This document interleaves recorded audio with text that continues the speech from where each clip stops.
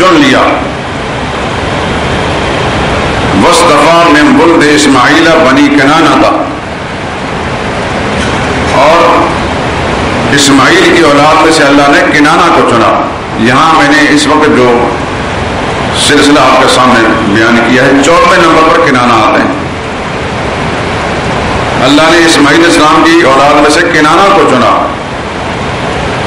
وَاصْطَفَىٰ مِن بنی کنانہ قریشًا، اور کنانہ کی اولاد میں سے اللہ نے قریش کو چنا. وَاصْطَفَىٰ مِن قریشًا بنی ہاشم، اور قریش سے اللہ نے بنی ہاشم کو منتخب کیا. وَاصْطَفَانِي مِن بنی ہاشم، اور بنی ہاشم میں سے اللہ نے پھر مجھے منتخب کیا.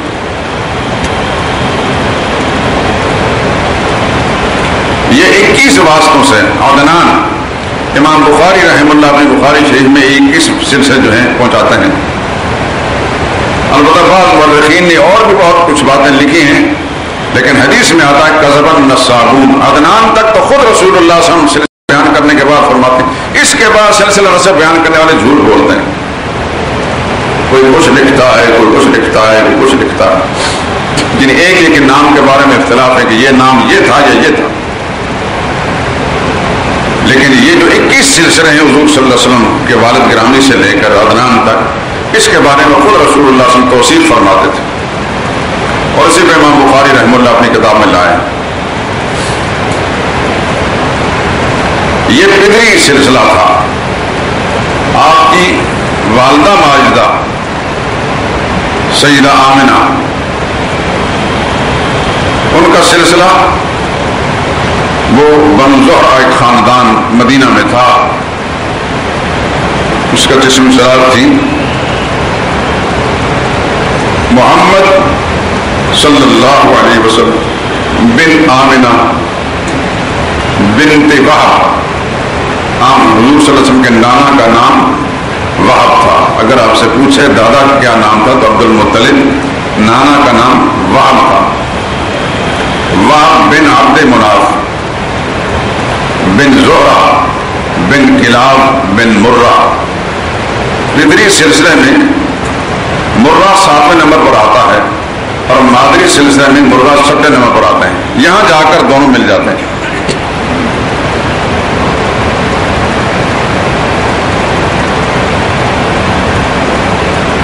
تھوڑا سا میں آگے چل کر پھر تفصیل بیان کروں گا. رسول اللہ صلی اللہ علیہ وسلم کے دادا عبد المطلب، ابھی بات میں آپ کو معلوم ہو گیا عبد المطلب کے مورخین نے 15 بیٹے اور بعض نے 12 بیٹے نکل کیا، اور 12 ہی کی تعداد صحیح ہے، کیونکہ ایک کے 2 نام بعد کا مغالطہ لگ گیا. 6 بیٹیاں تھیں اور 6 بیویاں تھیں. یہ اولادیں 6 بیٹیاں 6 بیویوں سے تھی. اس بات پر حیرت نہیں ہونی چاہیے کہ یہ 6 بیویاں کیسے آ گئیں. یہ اسلام سے پہلے کی بات ہے. اسلام کب آیا؟ جب محمد مصطفیٰ صلی اللہ علیہ وسلم کو اللہ نے مبعوث فرمایا. 40 سال کے بعد نبوت سے سرفراز فرمایا. پھر یہ فیصلے ہوئے کہ ایک امتی، ایک مسلمان کتنے نکاح کر سکتا ہے. اس سے پہلے بہت سی عورتیں ہوتی تھیں، کوئی پابندی نہیں ہوتی. سابقہ دور کے جو طریقے ہیں وہ ہم پر لاگو نہیں ہوتے، نہ ہمارے لیے وہ حجت بن سکتے ہیں. عبد المطلب کی 6 بیویاں تھیں، میں بعد میں نام بھی ذکر کروں گا، اور اس میں 6 بیٹیاں، یعنی رسول اللہ صلی اللہ علیہ وسلم کی جو پھوپھیاں تھیں ان کی تعداد 6 ہے. اور حضور صلی اللہ علیہ وسلم کے تایا اور چچا والد سمیت ان کی تعداد بعض مورخین نے 15 لکھی ہے، لیکن 15 صحیح نہیں، 12 ہے.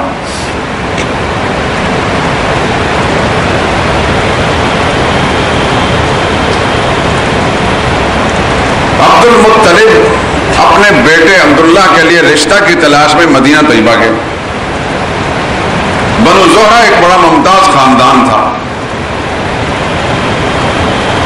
اور اس خاندان کی ایک خاتون جو اپنے خوبیوں میں، اپنی عقل میں، فراست میں، دانائی میں جو نسوانی کمالات ہوتے ہیں سب سے ممتاز تھی، ان کا انتخاب اپنے صاحبزادے عبداللہ کے لیے کیا، سیدہ آمنہ، اور ان کا نکاح کر لیا۔ اور پھر عبد المطلب نے اسی خاندان کی ایک اور خاتون یعنی سیدہ آمنہ کے چچا کی بیٹی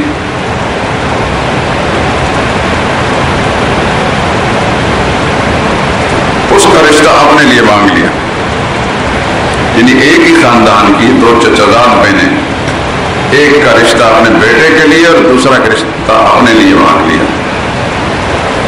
باقی تفصیل آگے چل کر کروں گا۔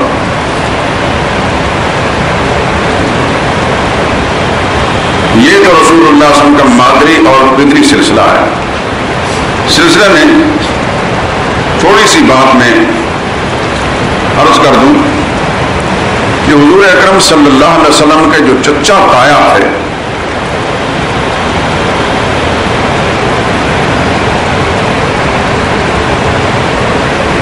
ان کی تعداد ابھی میں نے 12 بتائی ہے، ان میں سے سب سے بڑے کا نام حارث تھا۔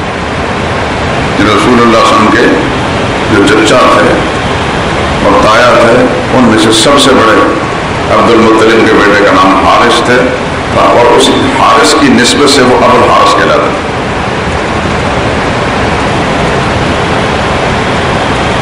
اور عبد المطلب کے والد کا نام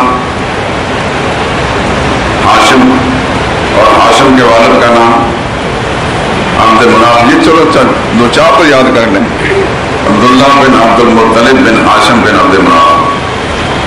عبد مناف کا اصل نام مغیرہ تھا۔ مشرکانہ عقیدے کہتے ہیں جب یہ پیدا ہوئے تو ان کی ماں نے منات بت، جس کا نام مناف بھی تھا، اس پر بطور چڑھاوا چڑھانے یا نظر یا منت مانی تھی، بھیجا تھا سب سے پہلے اس بچے کو، اس نسبت سے یہ عبد مناف بنے۔ ان کا نام عبد مناف نہیں تھا،